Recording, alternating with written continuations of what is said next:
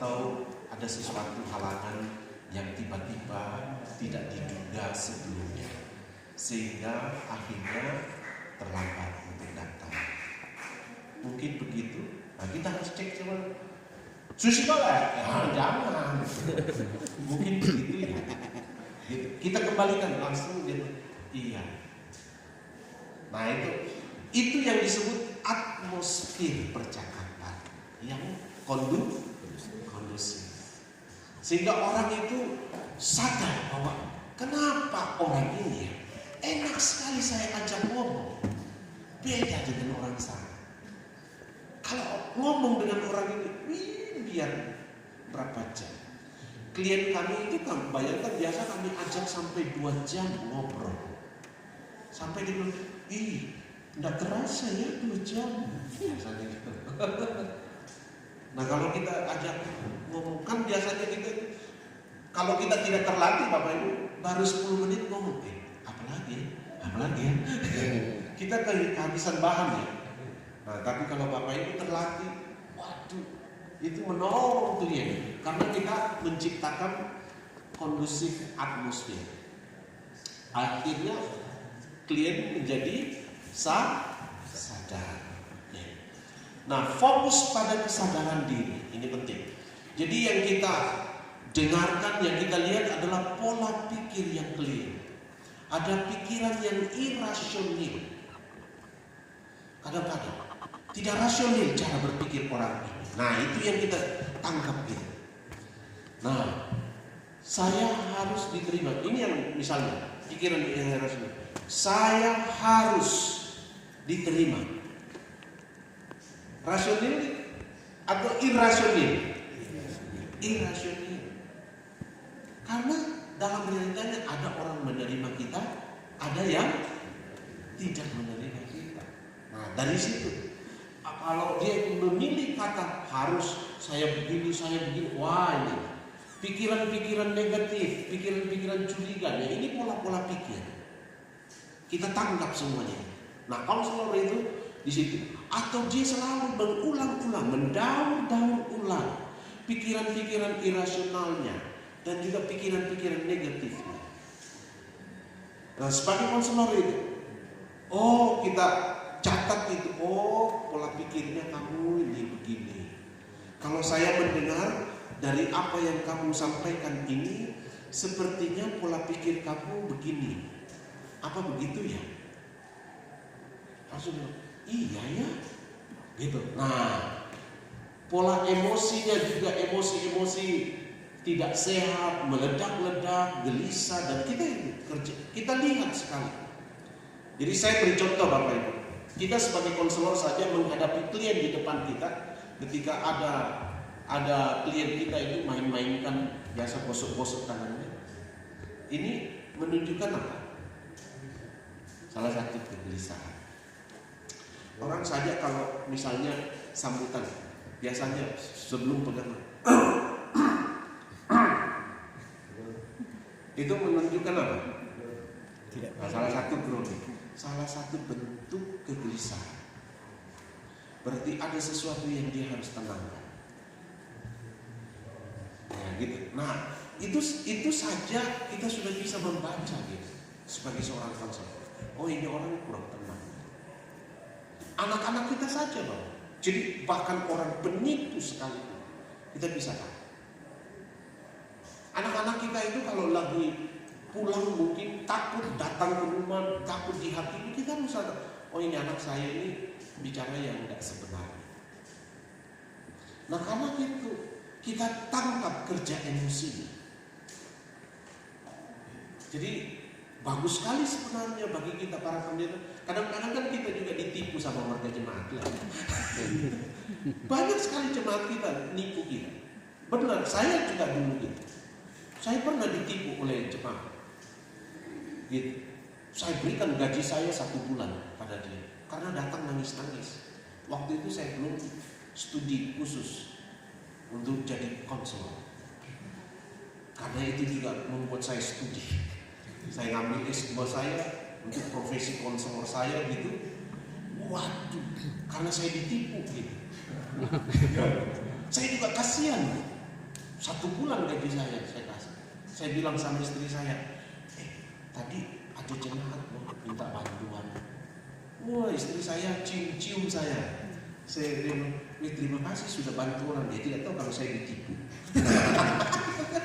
Coba bayangkan, saya juga tidak tahu kalau saya ditipu. Nah dari situ saya penasaran. Oh, tapi setelah saya belajar semuanya, saya nggak bisa ditipu lagi, gitu. Karena udah tahu ini orang mau nipu saya, gitu. Nah ini Bapak Ibu, keterampilan-keterampilan seperti ini kita pelajari semuanya. Kemampuan-kemampuan seperti ini. Jadi kegelisahan, kebutuhan emosi yang tidak sehat, selalu ingin bergantung pada orang lain. Ada kan orang-orang di sekitar kita itu sangat bergantung pada orang lain, dependen. Saya beri contoh saja. Banyak anak-anak kita itu sulit pacaran ya. Ada pacar, sebentar, tunggu saya kasih tahu mamaku dulu. Kalau mamaku suka, beres kita jadian. Ini menunjukkan apa? Orang yang dependen, bukan orang independen. Jadi dia dependen. Nah semestinya kita bantu anak-anak kita mampu independen ketika tahapan usianya. Nah sebenarnya Bapak Ibu, itu kalau di dalam psikososial mereka itu, dalam tahapan perkembangan mereka itu dibentuk, itu kemandirian itu dibentuk pada usia 2-3 tahun. Jadi ketika anak-anak kita berusia 2-3 tahun, di situ anak-anak belajar mandiri. Makanya jangan suka gendong anaknya. Misalnya kalau anak mau makan sendiri, biarpun belepotan, biarin, karena dia sedang mengeksplor kemampuannya untuk mandiri. Nah, pada usia 3-6 tahun inisiatif anak. Jadi saya beri contoh saja. Jadi misalnya kita diberi tugas, kita saja sebagai pendeta diutus, ditempatkan di satu jemaat. Kenapa pendeta ini kurang inisiatif? Ya kan gitu ya. Nanti dia didorong-dorong, atau nanti dia bekerja last minute. Kan ada orang kerja last minute ya. Mau punya inisiatif kurang sekali. Berinisiatif berkunjung, berinisiatif bertanya, berinisiatif kurang sekali. Nah itu masalahnya itu di usia 3-6 tahun. Jadi kalau kita explore, boleh kamu cerita kamu waktu usia 3-6 tahun seperti apa ya? Adakah yang kamu ingat bisa ceritakan? Nah di situ langsung kita pantas anak ini enggak punya inisiatif. Hampir. Nah di situ juga masalah gender juga. Gender anak itu terbentuk di usia itu. Jadi betapa pentingnya kita memahami kebutuhan. Berikut, pola tingkah laku. Nah, yang merugikan, yang merusak. Jadi kita eksplor semua, kita amati semua. Kita sadarkan dia bagaimana pilihan-pilihannya, tingkah laku. Hal-hal positif yang dimiliki. Jadi kalau ada hal-hal yang positif yang dia miliki, ayo kita bantu juga dia. Sebenarnya kamu punya potensi. Saya beri contoh saja Bapak. Kemarin sebelum kesini ada teman kami pendeta dilecehkan. Dia mendapat pelecehan dan dia tidak mendapatkan supporting sosial dari teman-teman pendeta. Bahkan di dalam klasis juga orang menganggap lupakan saja, gitu. Biasa begitu. Dia pikir biasa orang kalau dilecehkan. Nah gitu. Akhirnya dia stres temannya. Nah Bapak Ibu, ini penting sekali. Hal-hal positif yang ada dia punya. Terus dia bilang, saya tanya sama dia, terus apa kamu bilang waktu rapat klasis itu? Dan ada orang yang lecehkan kamu di situ. Saya sudah sampaikan sama orang-orang di klasis bahwa kalau satu lagi Satu kali lagi dia lakukan sama saya tinggalkan jemaah.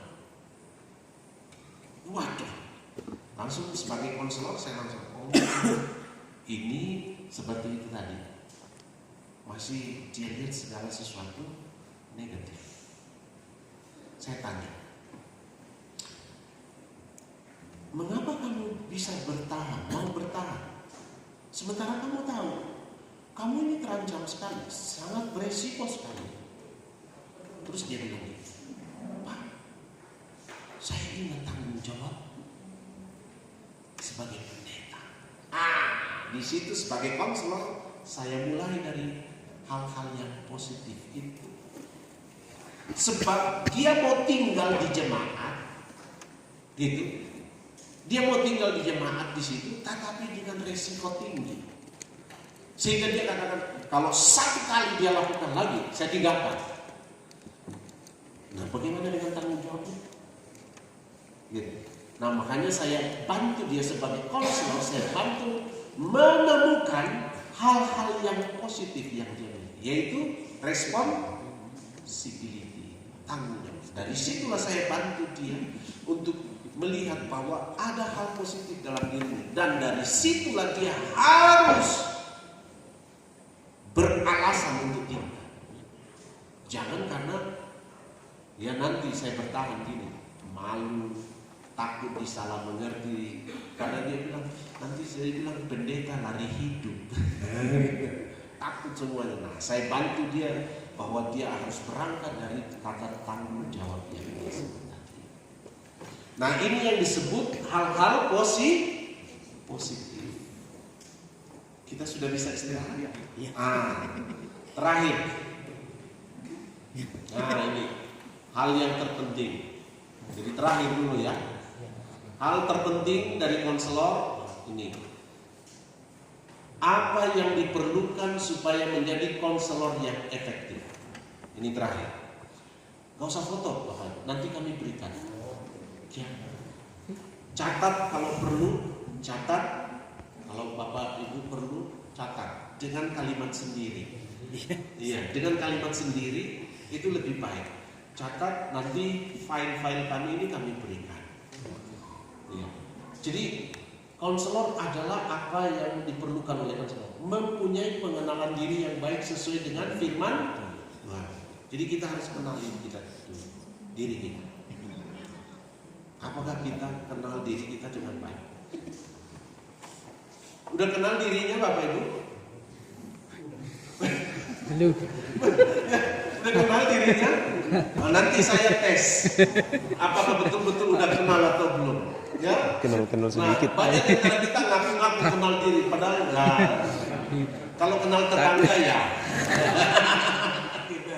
Gitu. Menyadari kebutuhan, sadari kebutuhan kita. Apa sih kebutuhanku? Kebutuhanku. Saya beri contoh saja. Saya dengan istri saya itu punya perbedaan. Istri saya itu ingin diperlakukan istimewa selalu karena dia anak bungsu, anak pendeta lagi. Sangat disiplin keluarga. Saya berasal dari keluarga yang tidak disiplin. Demokratis sekali orang tua saya. Memberikan kebebasan. Coba bayangkan ini. Nah, istri saya hal-hal seperti ini susah sekali kita mau lihat gitu. Oh, tetapi setelah saya pelajari kebutuhan, ingin selalu didahulukan. Karena dia anak bungsu, orang tuanya selalu apa? Iya, perhatikan. Nah, saya harus berperan. Role saya harus berperan seperti orang tuanya dulu. Dia tidak tahu bahwa yang sekarang ini suaminya. Gitu. Nah, ketika saya perlakukan begitu, papa terima kasih ya. Saya beri contoh lagi. Dia kalau ulang tahun harus dikasih hadiah. Nah, saya ini berasal dari keluarga yang tidak merayakan ulang tahun. Ulang tahun saya saja, saya lupa. Nah, apalagi ulang tahun istri saya. Coba bayangkan. Nah, dia harus dikasih hadiah. Pernah saya lupa. Malam baru saya ingat, hari ini ulang tahun istriku. Nah, hadiah apa saya kasih? Saya langsung pergi di belakang itu pastor, saya bungkus batu merah. Gitu. Bungkus baik-baik gitu, saya kasih gitu. Bilang, terima kasih hadiahnya. Dalam hati, kayak ngebuka itu mangkan. Tapi yang penting bagi dia diberi. Nah ini salah satu kebutuhan pasangan itu penting sekali. Kalau seandainya tidak jadi masalah tidak? Masalah bahwa saya suami yang brengsek, lupa ulang tahun istrinya. Makanya kalau saya ulang tahun jam 12 malam itu, saya udah dicium-cium. Saya sudah tidur. Jangan. Selamat ulang tahun. Saya ulang tahun kak. Kalau begitu besok cium lagi deh. Nah, hal-hal seperti itu, Bang. Saya kan tidak merayakan ulang tahun saya. Mau dirayakan atau tidak ada masalah karena saya dibesarkan dari keluarga yang tidak merayakan ulang tahun. Ini kebutuhan. Jadi hal-hal sederhana ini bisa menjadi masalah besar. Nah, hanya konselor yang bisa membantu. Oke, saya kira cukup dulu sih karena kita mau makan malam. Terima kasih. Iya. Siapa di antara kita mau berdoa? Lakukan. Ibu-ibu, suara ibu-ibu deh. Ya. Oh iya. Iya. Berdoa. Doa makan.